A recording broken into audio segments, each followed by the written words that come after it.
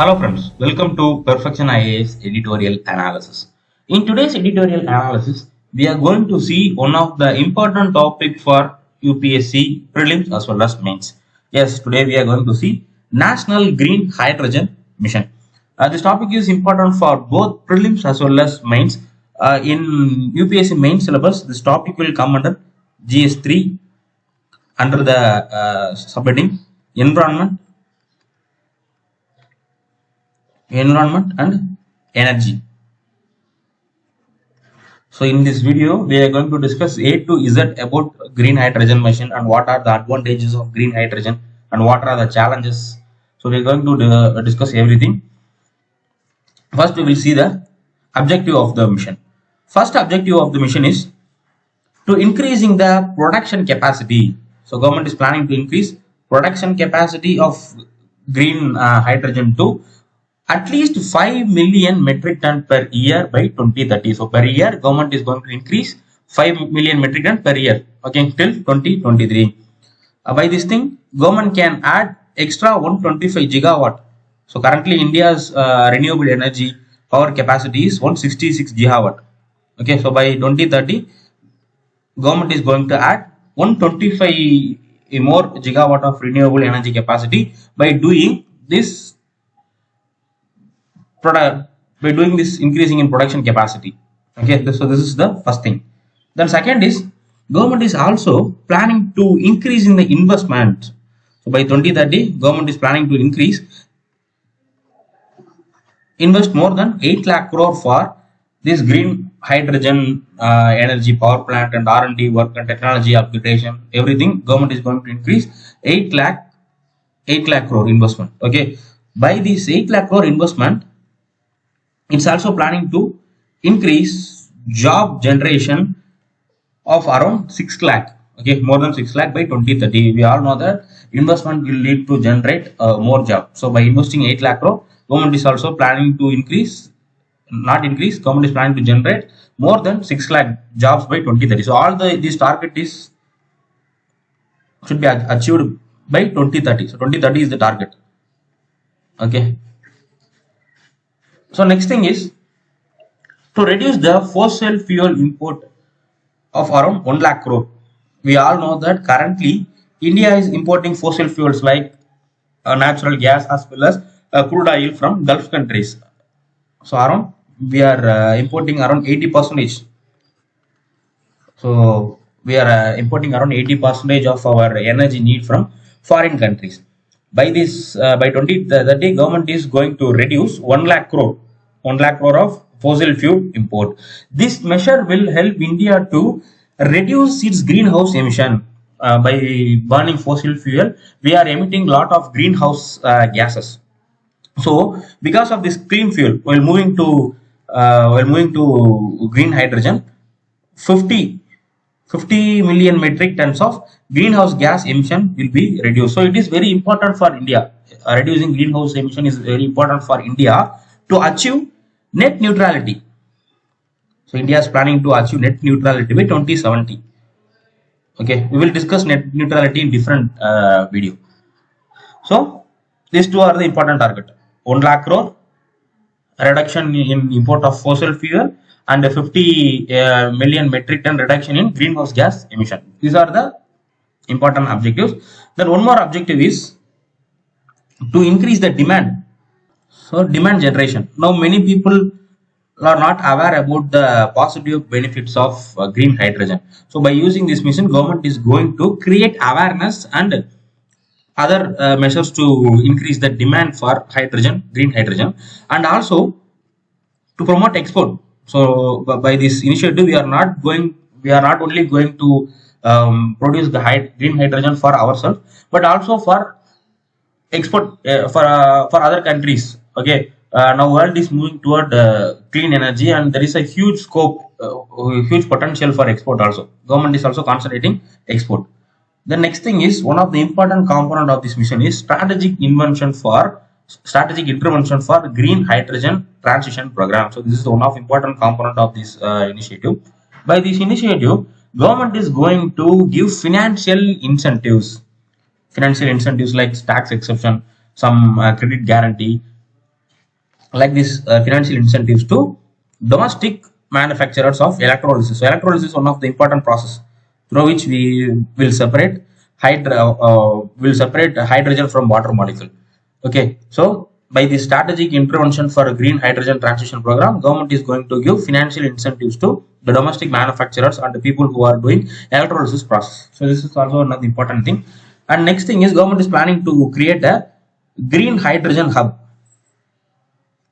region. There are some region in India which have larger scope for green hydrogen energy production. So government is going to concentrate on those area and planning to develop those area as green hydrogen hub.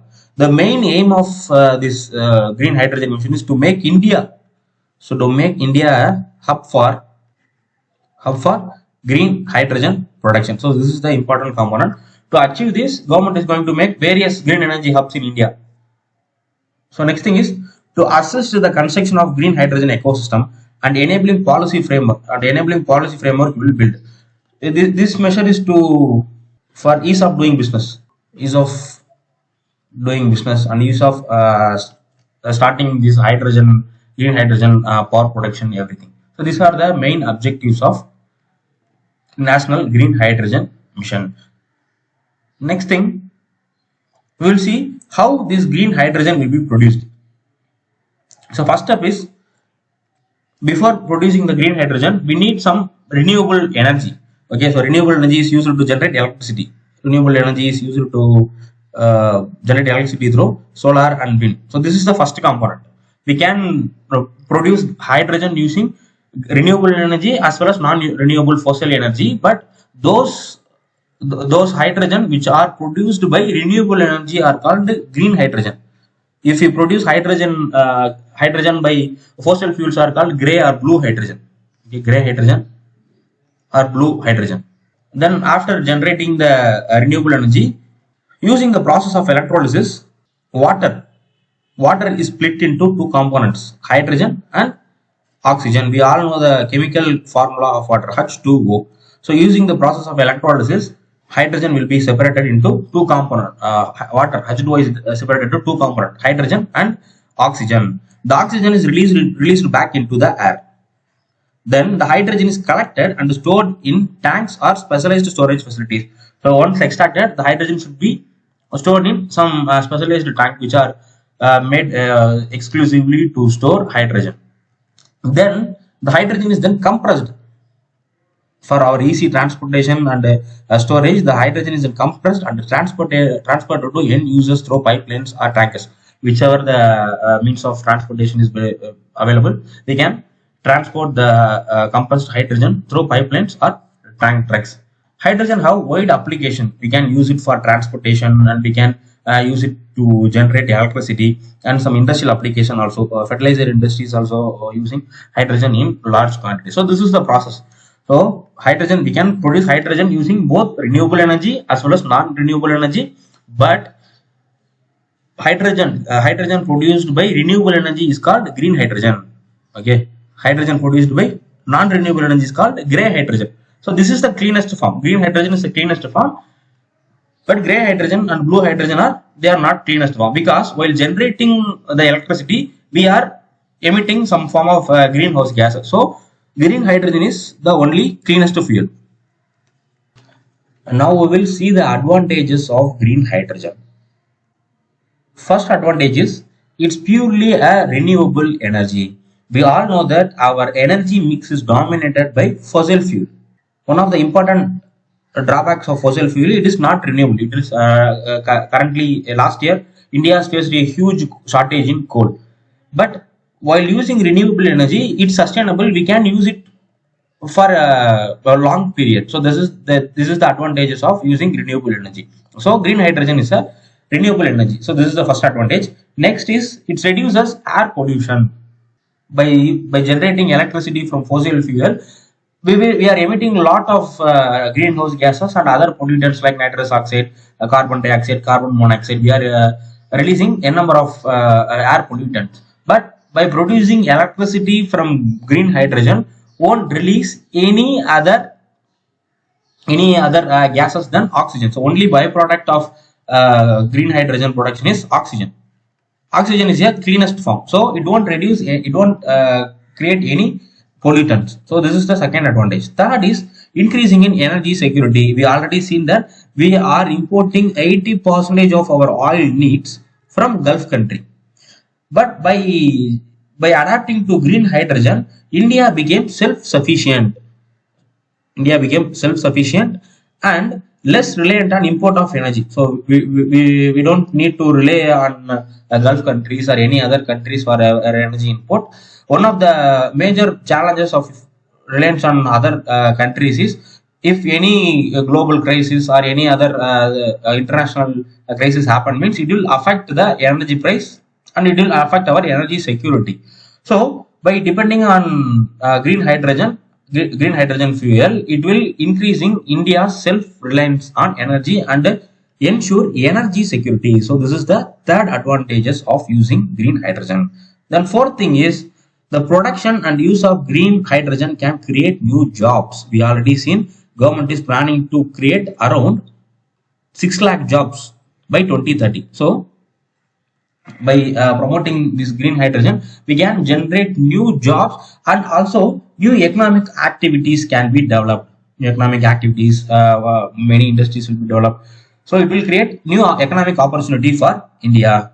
Then another thing is increasing in fuel efficiency. So green hydrogen is more efficient when compared to other fossil fuels. So because of this efficiency, it will reduce our transportation logistic cost. And one more thing is it will reduce vehicle emission. So decreasing in logistic cost will make India's product more competitive in world stage. So this is the another advantages. And last one is improving energy as access. In India, many rural areas are not fully electrified. Okay, so by adapting this green hydrogen, we can electrify all the area, even the area which are not accessible by electricity grid. Also, we can connect and electrify those area using green hydrogen. Okay, so these are the main advantages of this green hydrogen. Next, we will see the challenges. So even though green hydrogen have a lot of potential and a lot of advantages, there are few challenges in achieving those advantages and potential. So we will see the challenges now. So first challenge is high production cost. To produce 1 kg of green hydrogen, we need 300 rupees. Okay, so it is huge. The cost of production is huge compared to other non-renewable and fossil fuel power generation. So high cost of production is a major challenges in green hydrogen. Then second thing is limited infrastructure. So green hydrogen need many infrastructure like storage infrastructure we need, and electrolysis processing infrastructure we need. So these infrastructure are not available in India. So limited infrastructure is the another challenges. Then third thing is limited availability of renewable source. Now we are generating hydrogen using non-renewable thing only. Due to limited availability of renewable energy source in India, we are generating hydrogen energy using renewable non-renewable source like coal, petroleum and other non-renewable thing only. So this again will create lot of challenges, like it will increasing the greenhouse gas emission, it create pollution. So this thing is not environmentally sustainable. So limited availability of renewable energy sources is also one of the important challenges. The next thing is limited storage option. We need some specific and specialized storage facility. We need some specialized storage tank to exclusively store this green hydrogen. Those technology and those infrastructure are also not available in India. So limited storage option is also a important challenge. So next is lack of trained personnel. So to produce green hydrogen, we need lot of human resource who are well trained in this green hydrogen production. So India lack that also.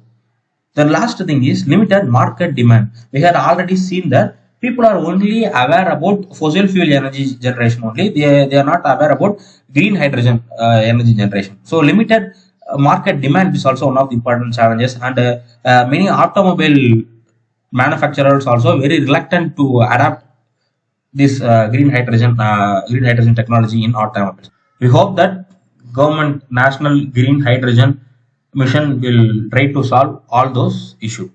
So that's all for today. We will see in next edition.